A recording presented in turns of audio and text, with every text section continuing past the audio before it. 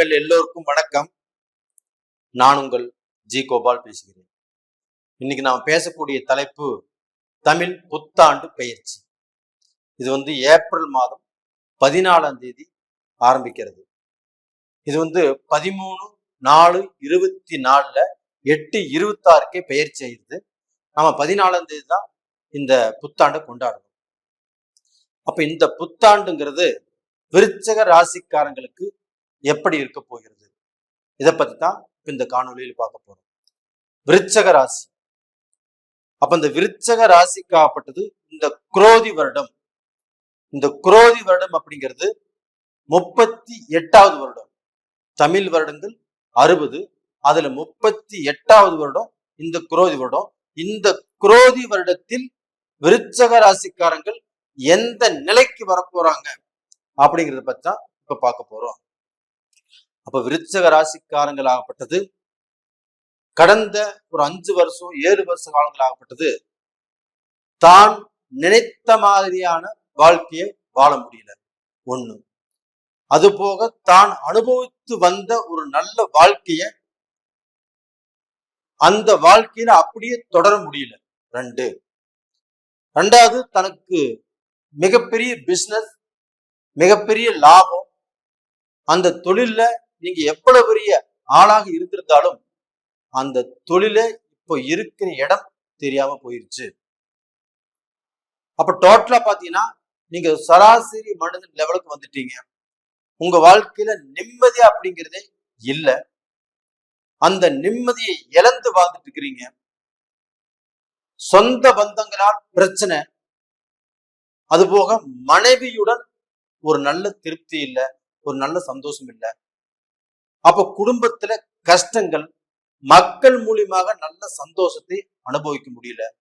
எவ்வளவு பிரச்சனைகளோட வாழ்ந்துட்டு இருக்கிற எங்களுக்கு இந்த குரோதி வருடமாகப்பட்டது நல்லா இருக்குமா அப்படிங்கிற ஒரு கேள்விக்குறியோட தான் இந்த வீடியோவை நீங்க பாக்குறீங்க. ஆனால் இந்த விருச்சக ராசிக்காரங்களுக்கு இந்த குரோதி வருடம் நீங்க எதிர்பார்த்த அந்த நல்ல அனுகிரகத்தை ஒரு லாபமான ஆண்டாக இந்த குரோதி வருடம் விருச்சக ராசிக்காரங்களுக்கு அமைய போகிறது. அப்போ உங்களுக்கு இருக்கக்கூடிய, உங்களை சுத்தி இருக்கக்கூடிய பிரச்சனைகளில் இருந்து மெல்ல மெல்ல விடுதலையாகி நீங்க ஒரு நல்ல பொசிஷனுக்கு வரக்கூடிய வாய்ப்பாக இந்த குரோதி வருடம் உங்களுக்கு அமைஞ்சிருக்குது. அப்ப இந்த குரோதி வருடத்தில் நீங்கள் முதல் செய்ய வேண்டிய விஷயம் என்னன்னா, திருக்கொல்லிக்காடு அப்படிங்கிற தேவஸ்தலத்துக்கு போய் நீங்க நல்லெண்ணெய 1/2 லிட்டரு, நெய் 1/2 லிட்டரு, விபூதி 1/4 லிட்டரு, 1/4 கிலோ, குங்குமம் 1/4 கிலோ இதை வாங்கி கொடுத்து, அந்த விபூதியும் குங்குமத்தையும் வாங்கி நீங்க எப்பவுமே வச்சுட்டு வரணும். இது செய்வது பார்க்க போனா உங்களுக்கு ஒரு பாதுகாப்பு. அர்த்தாஷ்டம சனியில இப்ப நீங்க இருக்கிறீங்க. இப்ப இந்த அர்த்தாஷ்டம சனியிலிருந்து உங்களை காத்து கொள்ள வேண்டும் என்றால் இந்த விபூதியும் குங்குமமும் போதும். இது உங்களுக்கு பெரிய ஒரு அரணாக இருக்கும். அப்ப அதுல வரக்கூடிய பிரச்சனைகளில் இருந்து நீங்க தப்பிச்சுக்கலாம். அப்ப இந்த குரோதி வருடத்தில் விருச்சக ராசிக்காரங்கள் தன்னுடைய நிலை உயரப்போகிறது. தான் சவால் போட்டு எந்த காரியத்தையும் செய்யலாம், ஜெயிப்பது உறுதி.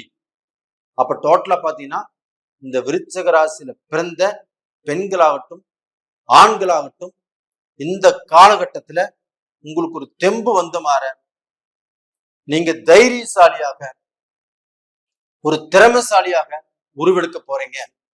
உருவெடுத்து உங்களால முடியலையே அப்படின்னு சொல்லி விட்டு போன காரியங்களை இந்த காலகட்டத்துல எடுத்து செய்றீங்க.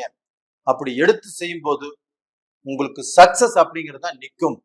நான் செஞ்சு முடிச்சிட்டேன் அப்படிங்கிறது தான் நிற்கும். அப்ப எந்த விதமான சோதனைகளும் இல்லை, எந்த விதமான தடைகளும் இல்லை.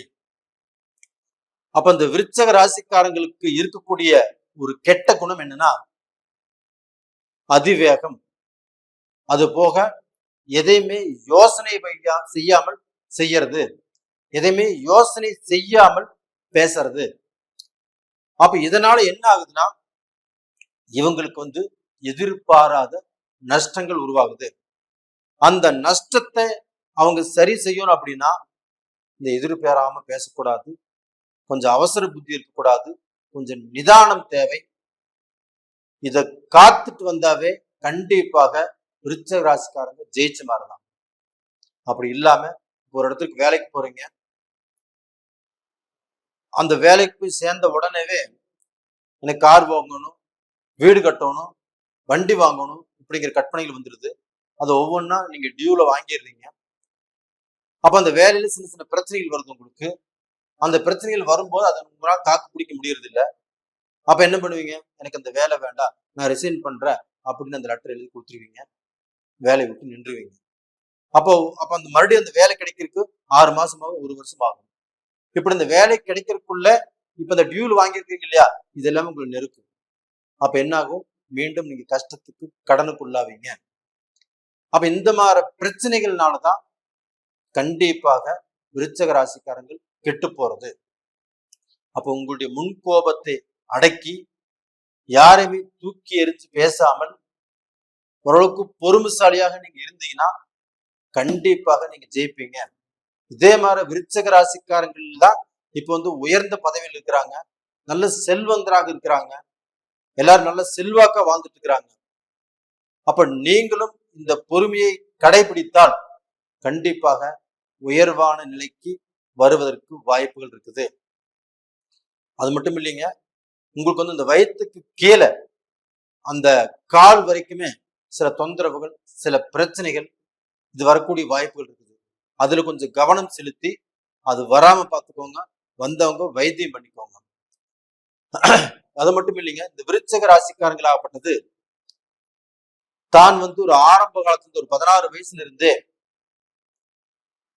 20 வயசு, 25 வயசு, 40 வயசுனா இந்த காலகட்டத்துக்குள்ள ஆரம்பத்துல இருந்து அவங்க யோகா செய்யறது நல்ல விஷயம். அப்ப இந்த யோகா செய்யறதுனால மனசு சாந்தி அடையுது, ஒரு அமைதி அடையுது. தான் யாரையுமே பார்க்கணும் தூக்கி எறிஞ்சு பேச மாட்டாங்க, கொஞ்சம் நிதானமாக பேசுவாங்க. கொஞ்சம் நிதானம் வருது. அதுக்கு யோகா தான் உங்களுக்கு ரொம்ப ரொம்ப முக்கியமான நல்ல விஷயம். அந்த யோகாவை நீங்க கண்டிப்பாக செஞ்சுட்டு வாங்க. அது போக உங்களுக்கு இந்த தொழில், 2வது உங்களுடைய முன்னேற்றம், உங்களுடைய குடும்ப வாழ்க்கை, இது எல்லாமே இந்த குரோதி வருடத்தில் ரொம்ப நல்லா இருக்குது. அப்ப அந்த தொழில்ல நீங்க எந்த தொழில் செய்யணும்னு ஆசைப்பட்டிருந்தாலும் சரி, அந்த தொழிலை இப்ப எடுத்து செய்யலாம். பிசினஸ் பண்ணலாம், வியாபாரம் பண்ணலாம். அது போக நீங்க ஒரு வேலைக்கு போறீங்கன்னா அந்த வேலையிலுமே திறம்பட இருக்கலாம். அப்ப இதற்கு முன்னாண்ட வெளிநாட்டுல சிங்கப்பூர், மலேசியா, புருனே, தாய்லாந்து, இது மாதிரி யூகே, கனடா, இந்த மாதிரி கண்ட்ரியில் நிறைய பேர் வாழ்ந்துட்டு இருக்கிறீங்க. அவங்க வாழ்ந்துட்டு இருக்கிறவங்களாப்பட்டது அந்த வேலையில இருந்துமே நிறைய பேர் டென்ஷனோட, ஒரு குழப்பத்தோட அந்த வேலையை செய்ய முடியாமல், நல்ல சம்பளம் இல்லாமல், ஒரு திருப்தி இல்லாம வாழ்ந்துட்டு இருக்கிறீங்க. அவங்களுக்கு எல்லாத்துக்குமே இந்த வருடத்தில், இந்த குரோதி வருடத்தில் மாற்றங்கள் உருவாகும். அந்த மாற்றத்தினால நீங்க ஒரு நல்ல பொசிஷனுக்கு வரக்கூடிய வாய்ப்புகள் இருக்குது. யாருமே கவலைப்படாதீங்க. அது போக நிறைய பேர் பார்க்க போனா வெளிநாடு போனவங்க அந்த நாட்டிலேயே பிஆர் ஆகணும், எனக்கு அந்த நாட்டு சிட்டிசன்ஷிப் கிடைக்கணும் அப்படின்னு நினைக்கிறவங்க இது கடந்த காலத்துல கொஞ்சம் தடைபட்டு போயிருந்தாலும் இந்த காலகட்டத்துல கண்டிப்பாக அது நடக்கும். எந்த குழப்பமும் வராது.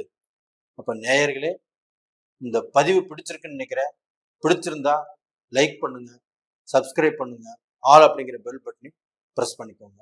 உங்களுக்கு ஏதாவது டவுட் இருந்துச்சுன்னா கீழே 2 நம்பர் கொடுத்துருக்குறோம், கான்டாக்ட் பண்ணுங்க, வாட்ஸ்அப் பண்ணுங்க, கால் பண்ணுங்க. உங்களிடமிருந்து விடைபெறுவது உங்களின் ஜி கோபால். நன்றி, வணக்கம்.